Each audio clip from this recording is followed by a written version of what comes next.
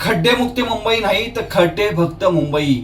मुंबईकरांची चेष्टा करण्याचा प्रकार आहे. दरवर्षी पावसाळा आला की 100 कोटीच्या निविदा काढायच्या, मास्टिक टाकायचा, फोटो काढायचा आणि खड्डे तिथेच. आणि 3 वर्षापासून काँक्रिटीकरणाच्या नावाखाली फक्त गाजावाजा, पण प्रत्यक्षात रस्ते अजूनही अधांतरी, काम अर्धवट आणि जनता हैराण.